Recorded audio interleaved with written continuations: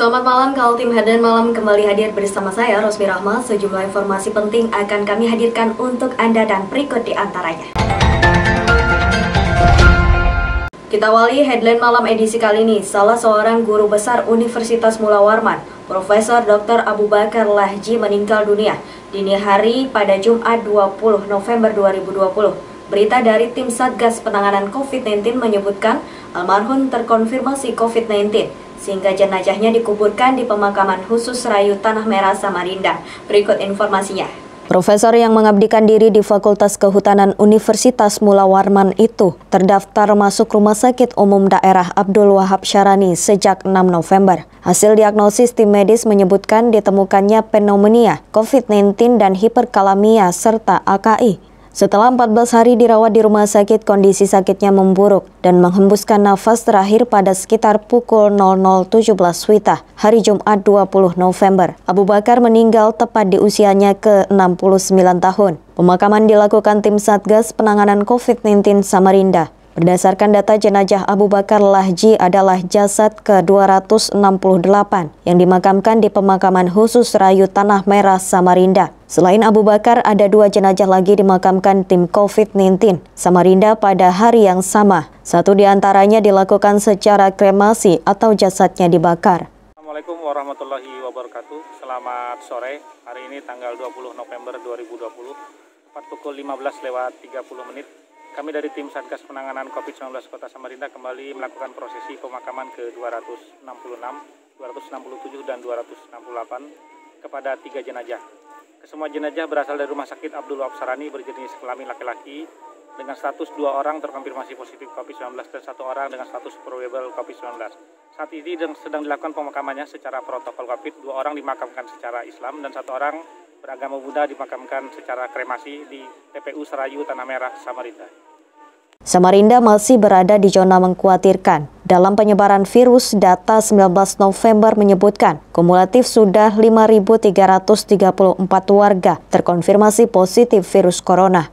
Dengan 4.685 diantaranya sembuh dan 175 positif meninggal dunia. Sedangkan kasus aktif yang masih dirawat menunggu penyembuhan sebanyak 474 orang. Tim Kaltim TV melaporkan.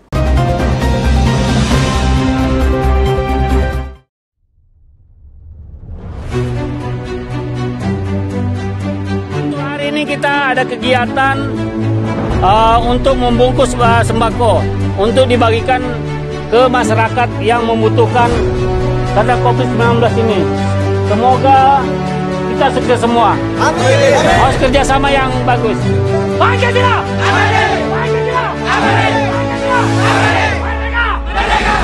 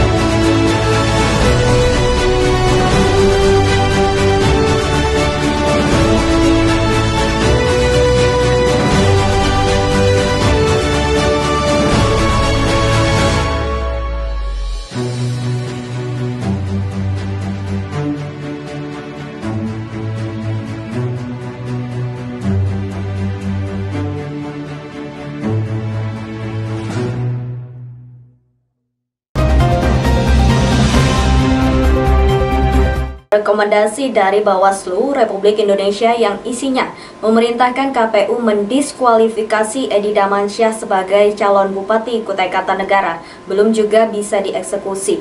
Alasannya KPU Kutai Kartanegara baru menerima surat rekomendasi tersebut dari KPU RI tanggal 17 November.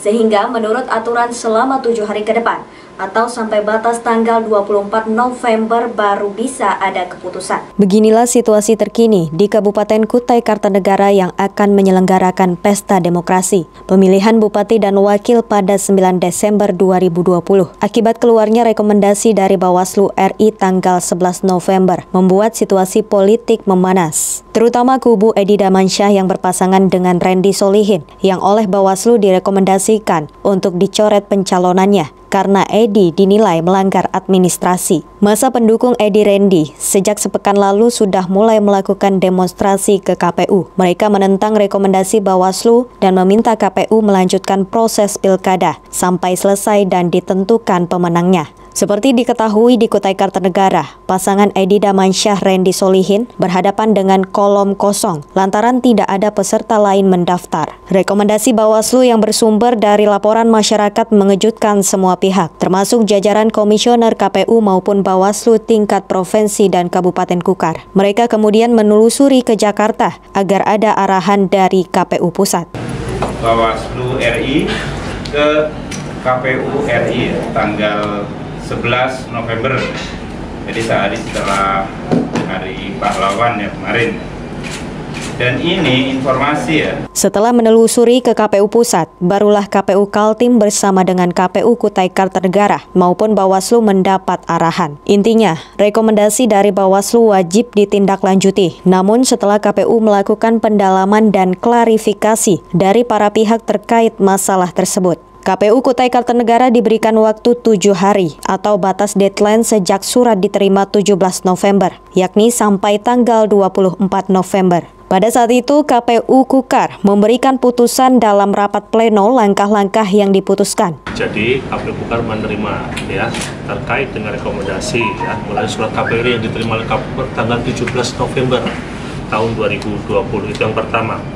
Yang kedua, sehingga berdasarkan ketentuan peraturan perundang-undangan bahwa KPU Provinsi dan atau KPU Kabupaten Kota memeriksa dan memutus pelanggaran administrasi sebagaimana dimaksud dalam pasal 139 ayat 2 paling lama 7 hari sejak rekomendasi Bawaslu Provinsi dan atau Panwaslu Kabupaten Kota diterima. Ya. Bagaimana nasib selanjutnya Edi Damansyah dalam pemilihan Bupati Kutai Kartanegara ditentukan sampai tanggal 24 November. Apakah KPU akan mencoret atau menganulir rekomendasi Bawaslu? Kita tunggu batas waktunya. Tim Kaltim TV, Hardin, melaporkan.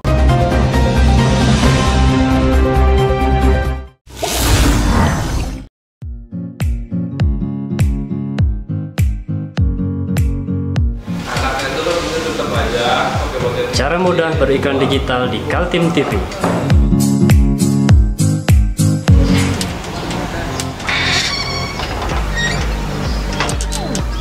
Yang pertama, jadilah sahabat Kaltim TV.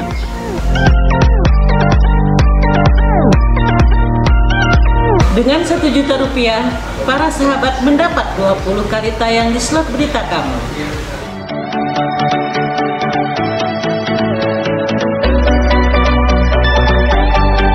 Dengan 20 detik dapat menjangkau 20.000 penonton.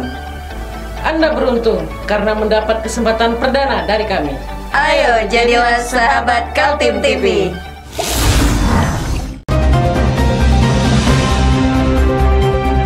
Kasus-kasus illegal mining di Kalimantan Timur semakin menggelisahkan kalangan aktivis lingkungan.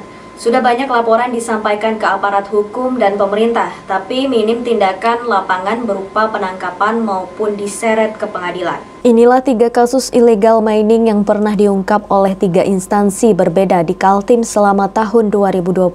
Sampai kini ketiga kasus tidak jelas kelanjutannya, padahal sudah dibuka ke publik. Terjadi penangkapan bahkan menyebut pelakunya sebagai tersangka. 3 kasus itu 2 diantaranya ditangkap dari kawasan Tahura Bukit Soeharto. Pertama, sekitar 17 April 2020 silam, ketika Satgas Pengamanan Usaha Pertambangan dan Kehutanan atau PUPK Kejati Kaltim bersama UPTD Tahura melakukan patroli bersama ke Bukit Soeharto dan menemukan alat berat beroperasi. Peristiwa kedua saat petugas SPORC Brigade Enggang, Seksi Wilayah 2 Samarinda Balai Gakum Wilayah Kalimantan, KLHK bersama Polisi Kehutanan Dinas Kehutanan Provinsi Kalimantan Timur, menjadikan seorang tersangka illegal mining pada Selasa 23 Juni 2020 lalu. Sedangkan peristiwa ketiga adalah turun tangannya Reskrim Mabes Polri menggerbek penambangan liar di Sebulu Modern, Kutai Kartanegara 28 September lalu. Tim Mabes Polri membawa seorang tersangka berinisial FF yang diduga sebagai orang bertanggung jawab atas penambangan liar ke Mabes Polri di Jakarta.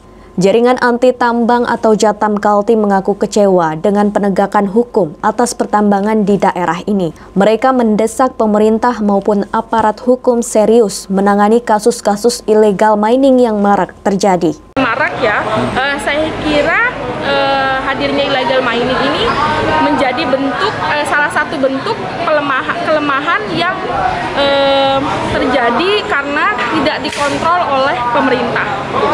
Jadi sebenarnya informasi soal illegal mining itu kan sudah banyak disampaikan oleh Jatam. Pelaporan-pelaporan sudah diberikan, tetapi memang tanggung jawab ini tidak pernah dieksekusi oleh pemerintah sebagai pemegang kewenangan untuk menindaklanjuti. Buat apa laporan diteruskan kepada Polda atau kepada pemerintah daerah, tapi kalau tidak pernah disiasat, tidak pernah direspon untuk ditindaklanjuti. Dorongan mendesak pemerintah dan aparat hukum bertindak keras terhadap pelaku illegal mining sebelumnya juga disampaikan kalangan mahasiswa. Mereka bahkan melakukan unjuk rasa ke Kejaksaan Tinggi Kaltim dan menyampaikan data laporan di beberapa titik terjadi illegal mining. Sebenarnya pemerintah daerah maupun aparat berani tidak sih menindak ini? Gitu. Karena pelaporan-pelaporan terus dilakukan baik dari masyarakat maupun dari lembaga gitu.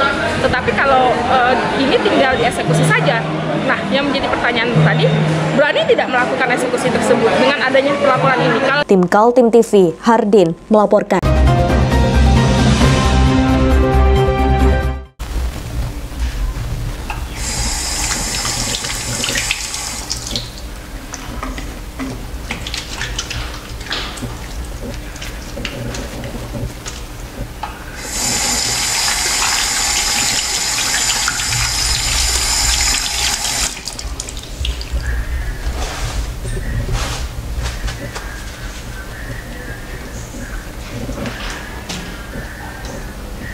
Meskipun di rumah saja, kita tetap selalu menjaga kesehatan, cuci tangan, menggunakan hand sanitizer.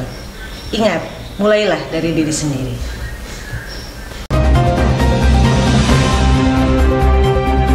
Kita beralih ke informasi selanjutnya. Berapa sesungguhnya anggaran pendapatan dan belanja daerah APBD Kalimantan Timur tahun 2021 masih membingungkan. Termasuk para wakil rakyat di DPRD Kaltim, semula angkanya 9 triliun lebih dan kemudian menurun menjadi sekitar 8,7 triliun.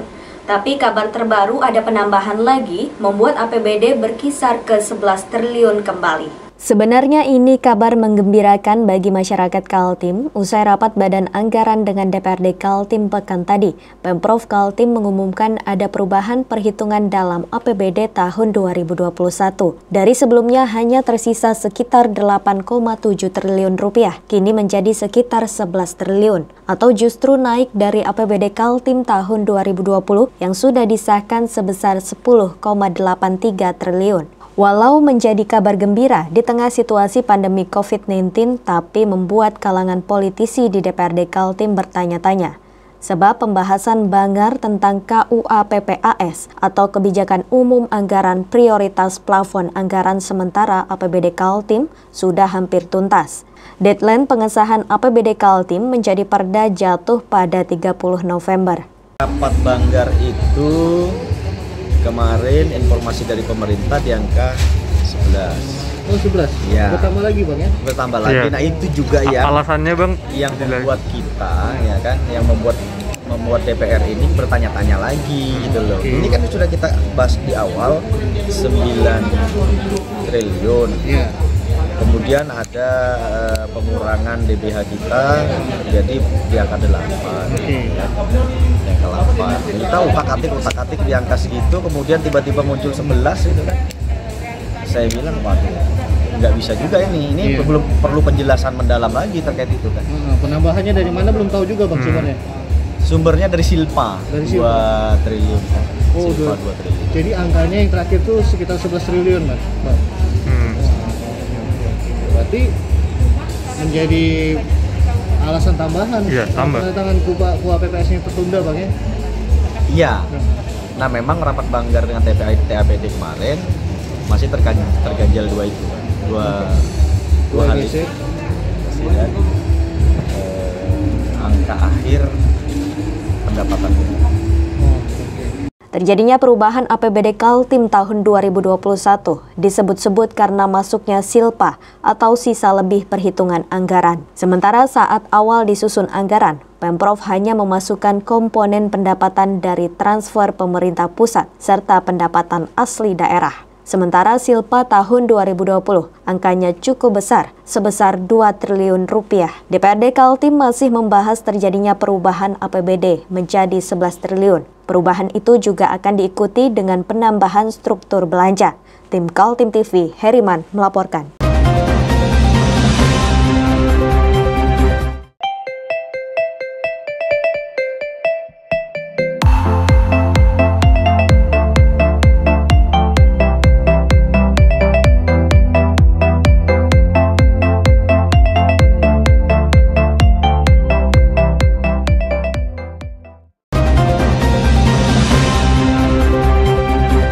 Setelah 8 tahun kasusnya bergulir, 4 orang pelaku korupsi pengadaan barang dan jasa Pekan Olahraga Penyandang Cacat akhirnya dijebloskan ke penjara.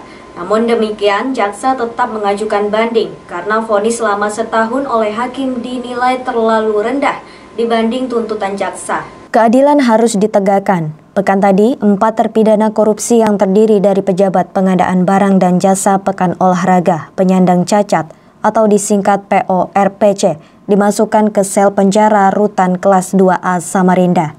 Keempat orang tersebut Arum Kusumastuti, Mushadilah, Muhammad Iman, dan Felix Andi Wijaya. Masing-masing divonis 1 tahun dengan denda 50 juta subsidiar 1 bulan kurungan. Meski sudah dieksekusi, para terpidana maupun jaksa penuntut umum masih keberatan dan mengajukan banding. Kami sampaikan bahwa Kejaksaan Negeri Samarinda, khususnya bidang tindak pidana khusus, telah melaksanakan putusan pengadilan tingkat pertama atas keempat terdakwa yang telah dipidana. Keempat tersebut oleh majelis hakim memberikan putusan yang pada intinya menyatakan keempatnya bersalah dan divonis 1 tahun penjara dengan perintah untuk ditahan di rumah tahanan. Nah, atas putusan tersebut kita kemarin telah melakukan eksekusi, telah melakukan perintah majelis hakim, kita laksanakan penahanan di rumah tahanan. Itu ada Kasus korupsi itu mulai bergulir tahun 2019 lalu setelah terkatung-katung selama lebih dari 7 tahun. Sebelumnya Ketua Panitia PORPC Ardiansyah dan Bendahara Taufik Susanto dihukum 8 dan 6 tahun dengan kerugian negara sekitar 3,6 miliar rupiah. Jaksa penuntut kemudian mengadili lagi 4 pejabat pengadaan yang diduga membantu perbuatan korupsi itu. Jaksa menuntut masing-masing 4 tahun, namun keempat pejabat tersebut divonis 1 tahun. Atas vonis tersebut, jaksa mengajukan banding ke Pengadilan Tinggi Kaltim. Melakukan upaya, jaksa tetap melakukan upaya hukum, itu mengajukan banding karena jaksa menuntut pasal 2 dengan ancaman dengan pidananya kita menuntut 4 tahun. Hakim memutus 1 tahun, namun demikian tetap melaksanakan putusan hakim dulu. Walaupun nanti dilakukan banding Pak. Nanti kita melihat putusan selanjutnya dari majelis hakim yang lebih tinggi, pengadilan tinggi itu apa, kita melaksanakan kembali. Bagaimana hasil sidang banding? Jaksa menyatakan semua diserahkan kepada otoritas majelis hakim banding. Tim Kaltim TV, Hardin melaporkan.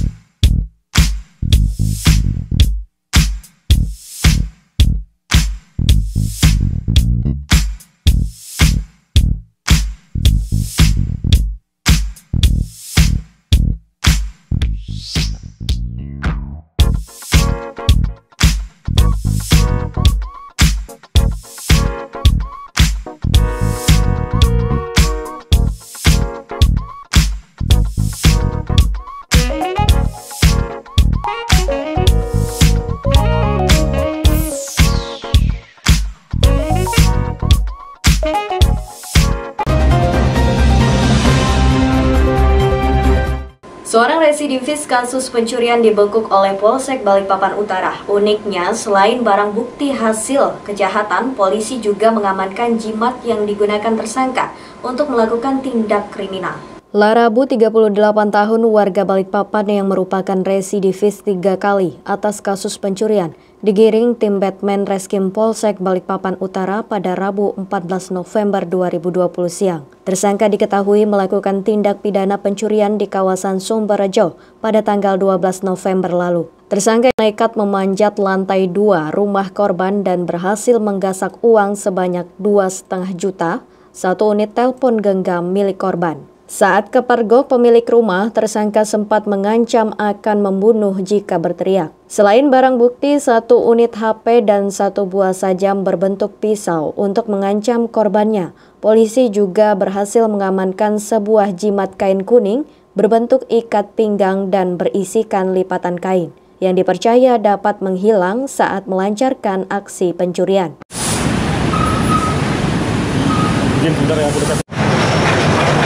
Pelaku melakukan aksinya dengan cara memanjat dinding rumah di lantai 1 naik ke atas. Karena jendela nggak ada tralisnya, dengan mudah untuk dicongkel dan masuk. Sekali lagi saya ingatkan, dan himbauan saya kepada warga Balikpapan, apabila punya rumah ada jendelanya, usahakan dipasang tralis. Karena ini kejadian yang sudah berulang kali. Rumah tidak ada jendela, nggak dipasang tralis, jahat dengan mudah masuk dengan mencongkel jendela tersebut. Yang lebih menarik lagi, pelaku melakukan aksinya menggunakan jimat, yaitu ikat pinggang warna kuning dari kain. Konon katanya apabila pelaku melakukan kegiatan itu menggunakan sabu ini tidak bisa dilihat oleh orang. Tapi ternyata kalah dengan Batman Polsek Utara. Dengan hasil ide Batman, karena ini sudah pernah masuk penjara, kita agak mudah untuk mengenalinya. Alhamdulillah dari Kamis pada hari Rabu tertangkaplah pelaku curas di TKP Sumberjo. Atas perbuatannya, tersangka dikenakan pasal pencurian dengan pemberatan dengan ancaman di atas 5 tahun penjara. Dari Balikpapan, Muhammad Idris, tim Kaltim TV.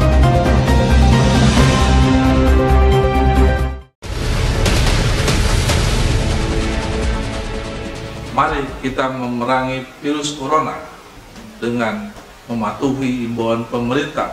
Stay at home.